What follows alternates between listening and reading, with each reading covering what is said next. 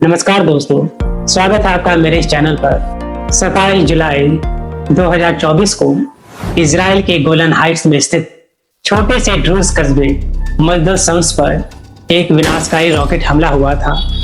यह हमला उस समय हुआ जब कस्बे के फुटबॉल मैदान पर बच्चे और युवा खेल रहे थे।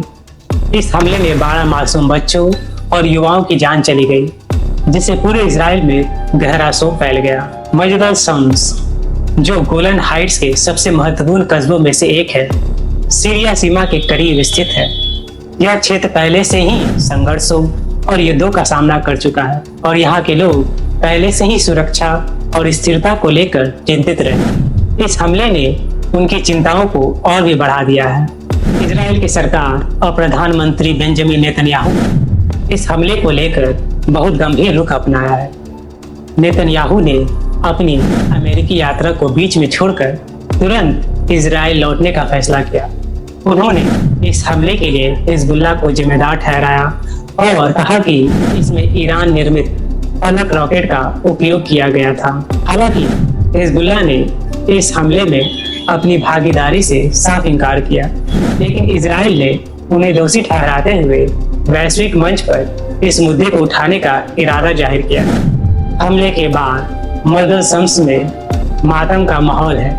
यह कस्बा, जो आमतौर पर अपनी खूबसूरत प्राकृतिक छटा और ड्रूज सांस्कृतिक धरोहर के लिए जाना जाता है, अब शोक और आंसू में डूबा हुआ है। कस्बे के लोग, जो पहले से ही सीरियाई गृह युद्ध और कोविड-19 महामारी के प्रभाव से जूझ रहे थे, अब इस नए हमले के बाद और भी असुरक्षित महसूस कर रहे हैं। हमले के तुरंत बाद इजराइल डिफेंस फोर्स (IDF) के चीफ ऑफ स्टाफ ने भी मजदल शम्स का दौरा किया और वहां के ड्रूज नेताओं से मुलाकात की। उन्होंने हमले के प्रति अपनी संवेदना व्यक्त की और कस्बे के लोगों को सुरक्षा का आश्वासन दिया।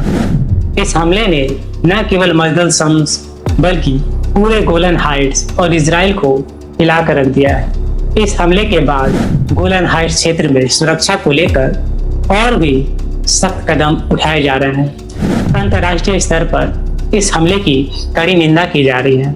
अमेरिका के पूर्व राष्ट्रपति डोनाल्ड ट्रंप ने इसे लेकर चेतावनी दी कि यह हमला विश्व युद्ध 3 की शुरुआत हो सकता है। उन्होंने वर्तमान राष्ट्रपति जो बाइडेन और उपराष्ट्रपति कमला हैरिस पर कमजोर नेतृत्व का आरोप लगाया और कहा कि अगर वे राष्ट्रपति होते तो यह हमला नहीं होता। दूसरी ओर अमेरिकी डिप्लोमेट्स और अन्य अंतर्राष्ट्रीय समुदाय ने इस घटना को लेकर गहरी चिंता जताई और इसे क्षेत्रीय स्थिरता के लिए खतरा बताया। इस घटना ने न केवल मजदल शम्स के लोगों को बल्कि पूरे इजराइल को गहरी पीड़ा पहुंचाई है। यह हमला इजराइल और हिजबुल्लाह के बीच बढ़ते तनाव का प्रतीक है और इसका प्रभाव लंबे समय तक महसूस किया जा सकता है।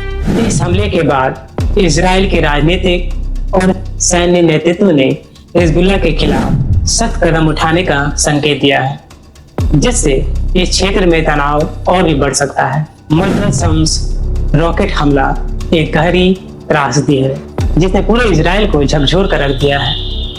इस हमले ने गोलन हाइट्स क्षेत्र में सुरक्षा और स्थिरता को लेकर नई चुनौतियों को जन्म दिया है। पिछले कुछ दिनों में इस घटना के और भी प्रभाव सामने आए हैं और यह देखना होगा कि इजराइल और हिजबुल्लाह के बीच इस घटना के बाद क्या स्थिति बनती है। इस बीच मजदल शम्स के लोग न्याय और शांति की मांग कर रहे हैं, लेकिन यह स्पष्ट है कि इस क्षेत्र में कुछ बड़ा और गंभीर होने वाला है। तो इस वीडियो में इतना ही। मिलता हूँ मैं आपसे अगले वीडियो में।